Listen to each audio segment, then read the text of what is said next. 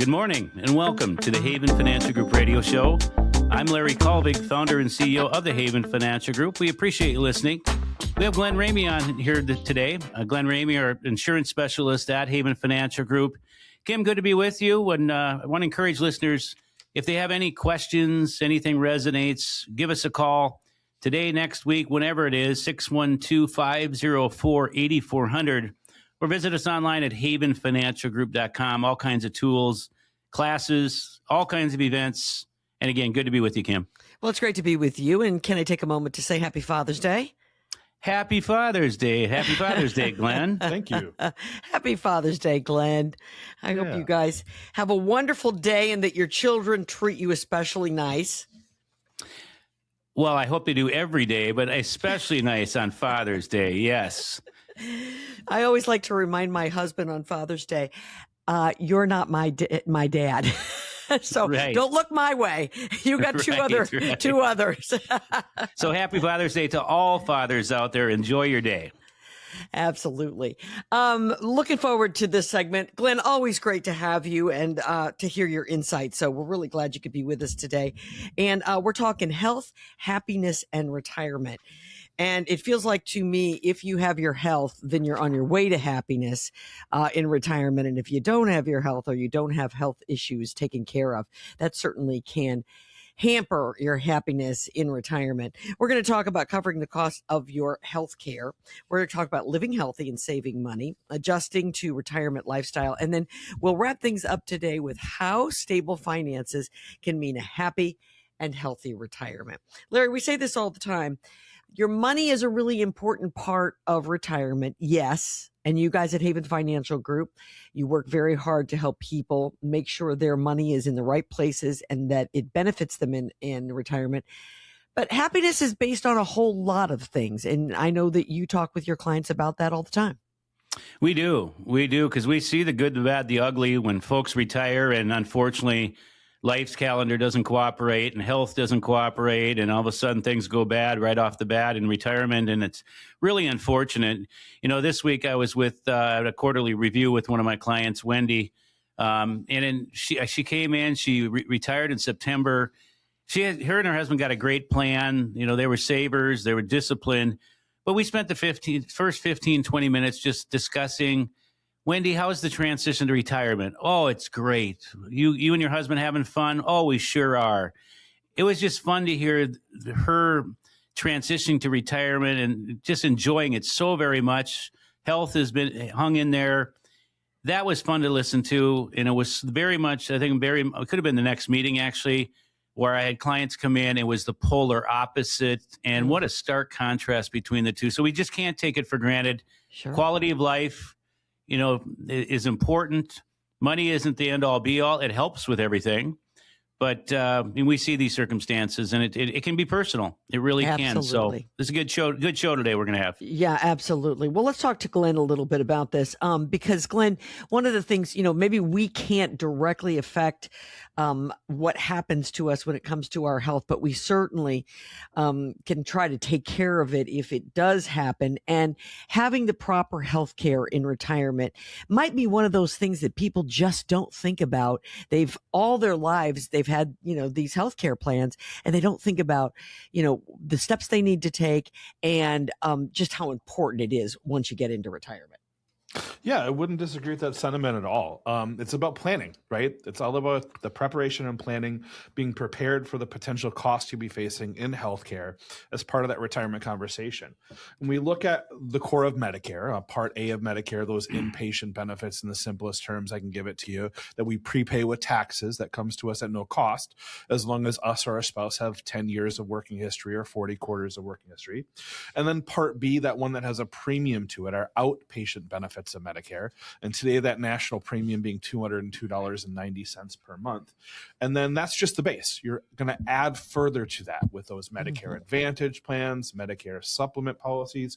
They're going to come along with their own premiums and benefits on top of that. And I think the thing that people often forget in that planning is the out-of-pocket cost you could be facing.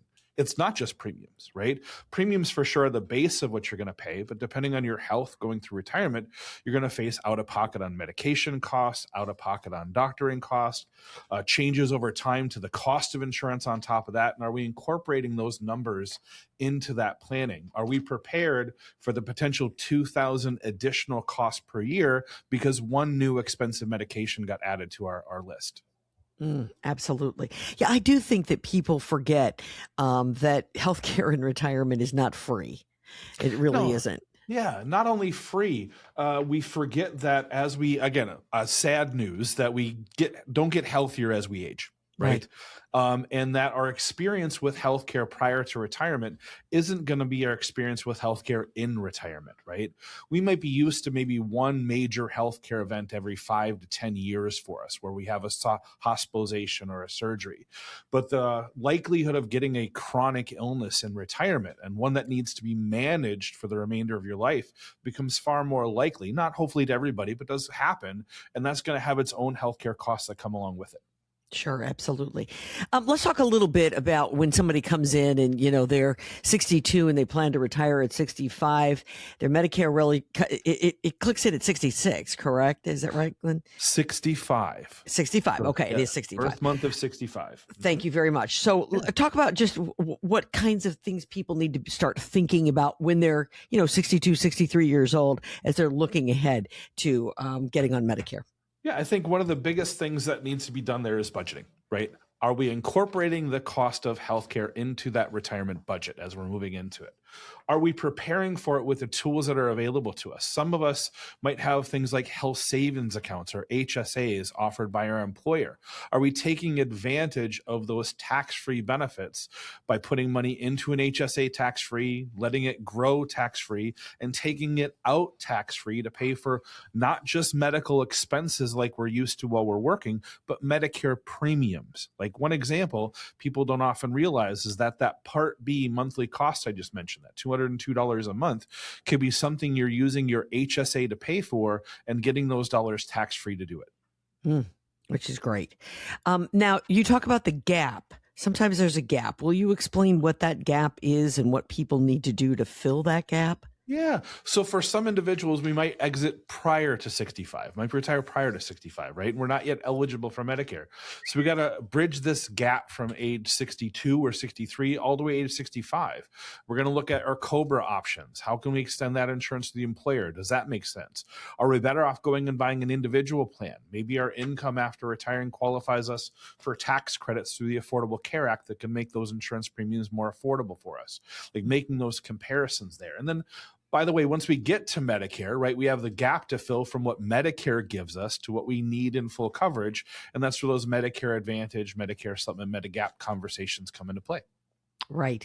And that's an additional expense people need to understand.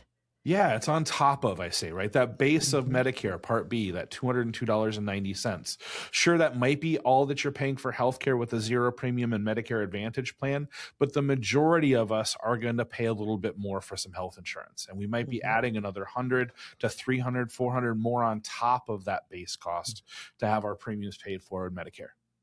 I bring this up because I think what we're really just trying to say to those who are listening is that you have to have a plan for this. It's maybe not just as simple as you sign up for health insurance and that's that. Yeah, I would say probably a lot more complex than what you're ever used to dealing with, right? Not only do you have to figure out what that monthly budget is going to be, you're going to have a myriad of options you've never faced before in selecting, and everybody's going to have the same fear.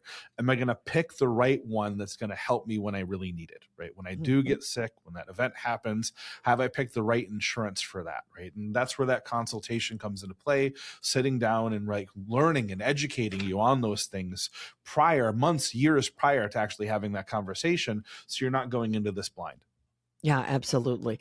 And I think something that people don't realize is that once you've made that decision, that's not necessarily the last time you make the decision. There's an annual enrollment every year that, with the help of someone like you, Glenn, you might want to look at over and over to make sure that you have the same coverage that you thought the year before, or that the cost is effective.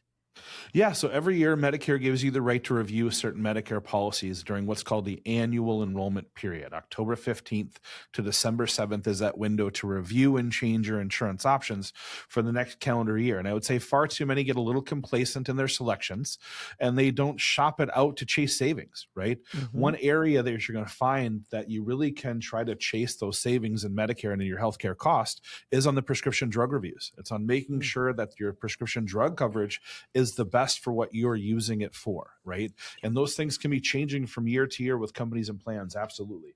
Sure. Glenn Ramey is our guest. Larry, we're going to take a quick break, but when we come back, we didn't get a chance to talk much about long-term care. So maybe we could hit that off the top. Yeah, I agree. That'd be good. Anytime we can get Glenn here, we want to utilize all his smarts with all these insurance topics because they're so fun and exciting. We'll be back real soon. Right, Kim? You bet. 612-504-8400 is the number. If anything resonates with you today. We'll take a break, everybody. Stay with us. This is the Haven Financial Group Radio Show.